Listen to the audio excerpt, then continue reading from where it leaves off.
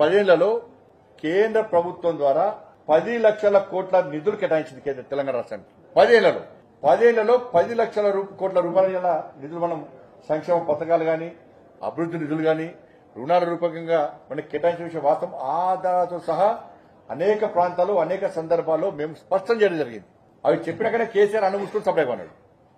ఆ ఉరుడు బంద్ చేసినప్పుడు KCR tax devolution వివిధ కేంద్ర పథకాల అమలు కోసం ఈ 10 ఏళ్లలో 6,75,000 కోట్ల రూపాయలు ఖర్చు చేస్తాం. ఇలా కొనుగోలు వడ్లు పత్తి సేకరణ కోసం కొనుగోళ్ల కోసం ఇలా పండించిన ప్రతి గింజ మేమే కొంటాం, కేంద్ర ప్రభుత్వం పెత్తనం ఏంది అని చెప్పి గతంలో కేసీఆర్ మంత్రివర్గం అన్నారు. నేను అనేక కొనుగోలు సెంటర్ తిరిగినాను. సుధీర్ తాడు చూపెట్టినా, సుధీర్ తాడు పైసలు కేంద్రం వేస్తుంది, గోడ సంచి పైసలు కేంద్రం వేస్తుంది, ట్రాన్స్పోర్టేషన్ పైసలు కేంద్రం వేస్తుంది, అక్కడ లేబర్ పైసలు కేంద్రం వేస్తుంది, అక్కడ పనిచేసే క్లర్కుల పైసలు కేంద్రం వేస్తుంది, రాష్ట్ర ప్రభుత్వం బ్రోకర్ చేసిన కమిషన్ కేంద్రం వేస్తుంది, ఈ వడ్లను స్టోరేజ్ చేసేందుకు ఆ గోదాం కిరాయి కూడా కేంద్రం వేస్తుంది. ఇవన్నీ చెప్పుకుంటూ వచ్చినాం. ఇప్పుడు దానికోసము 1,60,000 కోట్ల రూపాయలు కేటాయించాం మనం. ఈ 10 ఏళ్లలో 1,60,000 కోట్ల రూపాయలు ఖర్చు చేసింది కేంద్ర ప్రభుత్వం ఇలా వడ్లు పత్తి సేకరణ కోసం. కిసాన్ సమ్మాన్ నిధి కింద 30 లక్షల మంది రైతులకు 9,000 కోట్ల రూపాయలు ఇలా కేంద్ర ప్రభుత్వం కేటాయించింది. ఇలా ఎంఎస్పీ 10 సంవత్సరాల్లో ఎంఎస్పీ 9 సార్లు పెంచినాం. ఎంఎస్పీ కింద 27,000 కోట్ల రూపాయలు కేటాయించడం తెలంగాణ రాష్ట్రానికి ఖర్చు పెట్టినాం మనం. ఉపాధి హామీ ద్వారా 29,000 కోట్ల రూపాయలు గల ఉపాధి హామీ కోసం తెలంగాణ రాష్ట్రానికి ఖర్చు పెట్టాం. జన్ధన్ ఖాతా 1,13,00,000 మందికి జన్ధన్ ఖాతా ద్వారా 3,600 కోట్ల రూపాయలు వాళ్ళ అకౌంట్ లో జమ చేసినాం మనం. ఇలా గరీబ్ కళ్యాణ్ అన్న యోజన కింద రైస్ వాటి కోసం 1,91,00,000 మందికి ఇలా బియ్యం పంపిణీ చేస్తాం.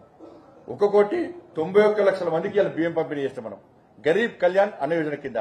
కానీ ఫోటోలు మాత్రం కేసీఆర్ పెట్టుకున్నాడు. ఇలా 14th finance 15th finance commission ద్వారా గ్రామ పంచాయతీలకు 12,580 కోట్ల రూపాయలను కేంద్ర ప్రభుత్వం గత 10 ఏళ్లలో తెలంగాణ రాష్ట్రానికి ఇచ్చింది.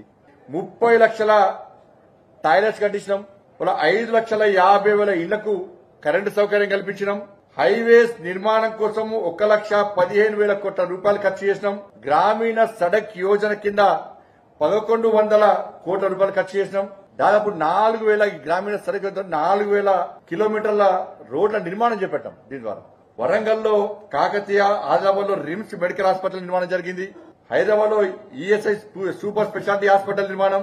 30 లక్షల ఇళ్లకు జల్ జీవన్ మిషన్ కింద నల్ల కనెక్షన్ ఇవ్వడం జరిగింది. పీఎం స్వనిధి కింద 23,000 కోట్ల రూపాయల లబ్ది ఇవాళ పీఎం స్వనిధి కింద ఇవ్వడం జరిగింది. ఆయుష్మాన్ భారత్ స్కీమ్ కింద 80 లక్షల మందికి పైగా లబ్ది ఇవ్వడం జరిగింది. వాళ్ళ 11,80,000 మందికి వాళ్ళ గ్యాస్ కనెక్షన్ ఇవ్వడం జరిగింది ఈ ఏడాది మార్చిలో. దాంతోపాటు మొన్న ఎన్నికల కంటే ముందు కూడా ప్రధానమంత్రి గారు ఈ రాష్ట్రంలో పర్యటించినప్పుడు అనేక అభివృద్ది కార్యక్రమాలు ప్రారంభించడం జరిగింది. వాళ్ళ గత ఏడాది మార్చిలో ప్రధానమంత్రి గారు ఆదిలాబాద్ పర్యటనలో 56,000 కోట్ల రూపాయలు, సంగారెడ్డి పర్యటనలో 6,800 కోట్ల రూపాయల వ్యయంతో నేషనల్ హైవేస్, రైల్వే లాంటి వంటి అభివృద్ది పనులు ప్రారంభించడం జరిగింది. మనోహరాబాద్, సిద్దిపేట కలుపుతూ కొత్త రైలు మార్గంతో సహా రైలు ప్రాజెక్టును అంకితం చేయడం జరిగింది. గత అక్టోబర్ 3న ప్రధానమంత్రి గారు నిజామాబాద్ పర్యటనలో 8,000 కోట్ల రూపాయల విలువైన వివిధ అభివృద్ది పనులకు శంకుస్థాపన చేయడం జరిగింది. అక్టోబర్ 13న ప్రధానమంత్రి గారు పాలమూరు జిల్లాలో వివిధ పనులకు సంబంధించి 13,500 కోట్ల రూపాయలకు సంబంధించి అభివృద్ది పనులకు శంకుస్థాపన చేయడం జరిగింది. హైదరాబాద్ విశాఖపట్నం కారిడార్ పనుల కోసం 2,460 కోట్ల రూపాయలు కేటాయించడం జరిగింది. Hasanabad Chellapalli LPG pipe line gas project కోసం 2,170 కోట్ల రూపాయలు కేటాయించడం జరిగింది ఎల్పీజీ కోసం. ఇవి ఈ 10 సంవత్సరాల్లో తెలంగాణ రాష్ట్రానికి కేంద్ర ప్రభుత్వము ప్రగతి రూపంలో అభివృద్ది విషయంలో గాని సంక్షేమ పథకాల విషయంలో గాని కేటాయించిన నిధులు. ఇవి మాట్లాడారు, ఇవి బయట చెప్పరు.